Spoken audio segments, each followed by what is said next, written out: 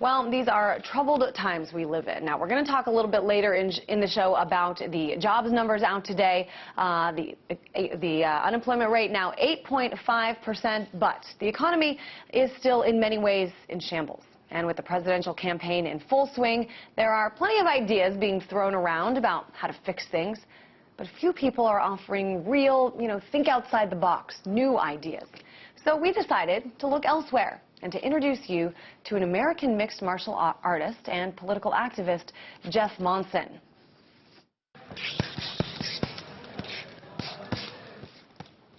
If you follow MMA, you may know him as the Snowman. He's a two-time winner of the ADCC Submission Wrestling World Championship and a Brazilian Jiu-Jitsu World Champion. Jeff is also a self-proclaimed anarchist and is very outspoken about some of his views about this country and its place in the world. And he is with us now, joining us from our studios in Miami. Hey there, Jeff. Radical times call for some radical ideas, a radical recipe for change. So my question to you is, what's yours?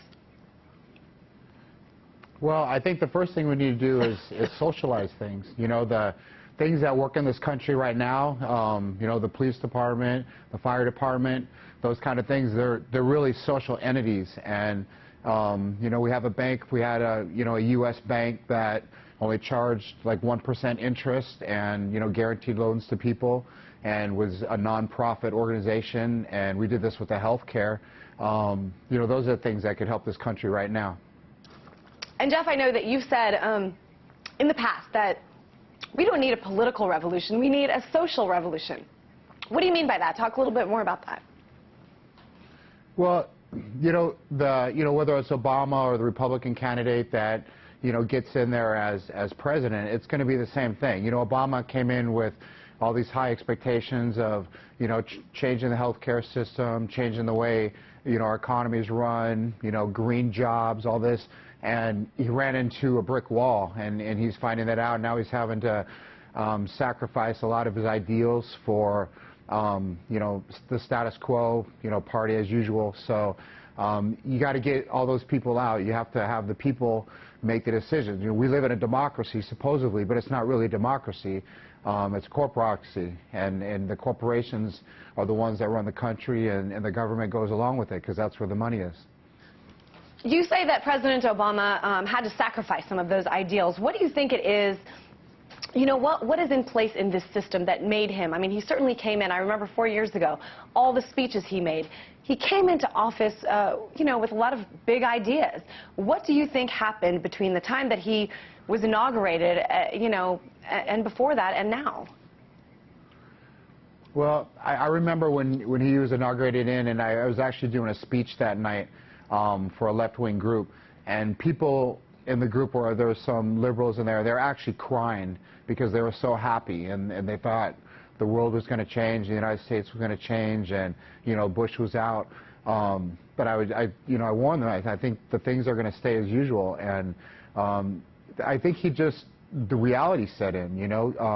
He had to take he earned more money for his campaign than any other president in history. People don't realize this.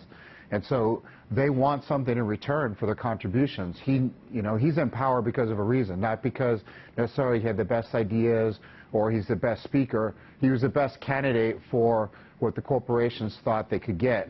And Marissa McCain, and he's in there and he owes them. And he kind of run into a brick wall, like I said, and he's got to pay them back. And, the corporations really run this country.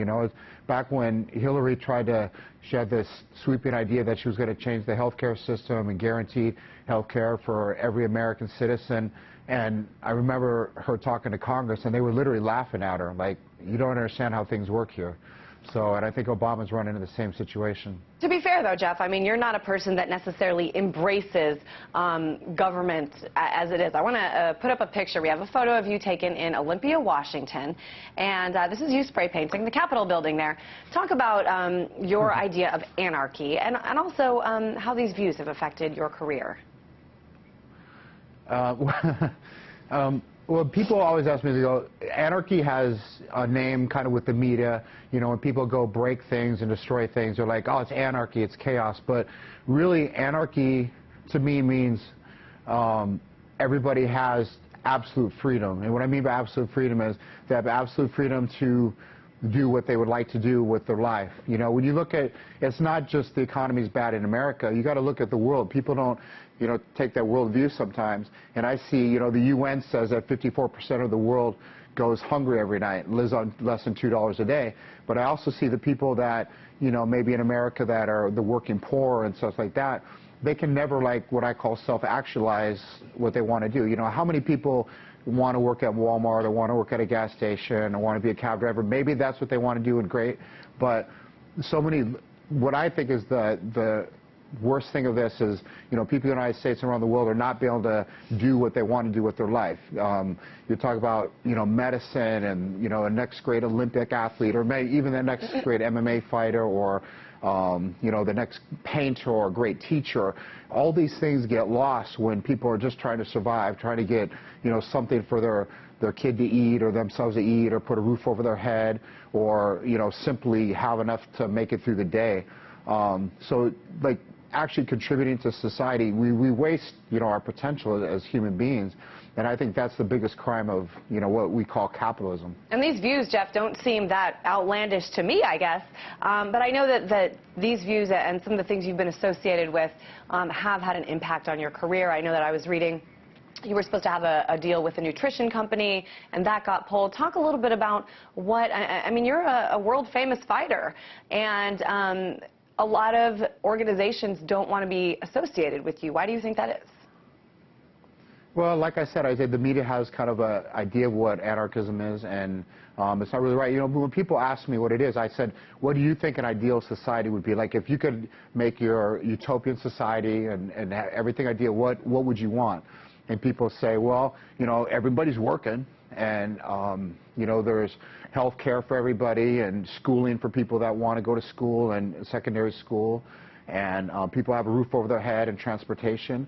And I said, that's what anarchy is. People have are able to utilize these things that we have enough for everybody. That's really what it is. And it's a system of absolute justice is what it is. As far as my career, it hasn't hurt me fighting. I've been able to fight all over the world, and no organization, even if you're outspoken, you know, it draws fans, so they're not going to turn you away. But as far as sponsorships, it's very difficult to get a sponsorship right now because yeah, the way, like I said, it's been portrayed, you know, spray painting the Capitol building, get arrested for protesting, this kind of thing. And, you know, sponsors don't want to be associated with that. So money-wise, it's definitely cost me. As far as being part of organizations that actually fighting, it hasn't. And yet you still do it. You have to. You gotta be able to look at yourself in the mirror in the morning, right? And I got kids, and I want them, you know, to be able to grow up in a world where, you know, they have, you know, there's justice, and they have the potential to do what they want to do. And just real quick, Jeff, let's talk about the presidential campaign unfolding right now. I'm wondering, do you like any of the candidates? Is anyone saying anything that's sort of resonating with you? You know, I guess everybody has, like, ideas that sound all right. Like, you know, if you had to choose one, I mean, some of Ron Paul's ideas are, you know, going strictly on the Constitution and this. You know, they sound really good, and in my opinion, he's the one that's probably least likely to be affected by campaign contributions or being swayed by, you know, people giving him money and that kind of thing. But, you know, then there's, you know, the talk of his, you know, racist ideas as well, and immigration and that.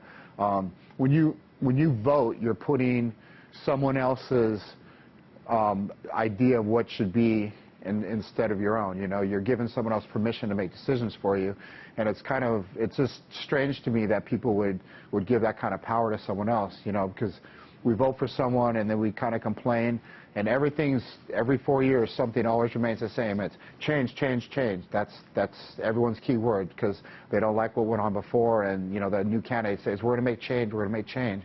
But when is it ever really going to change? That's why I say we need a social revolution, not a political revolution. We got to change the system. All right. And make it, you know, like they said, people say capitalism isn't working, it's falling. I say it's working perfectly, and that's why we have the trouble that we have now. All right. Very outspoken American mixed martial artist and political activist Jeff Monson. We appreciate you being outspoken with us today. Thanks so much.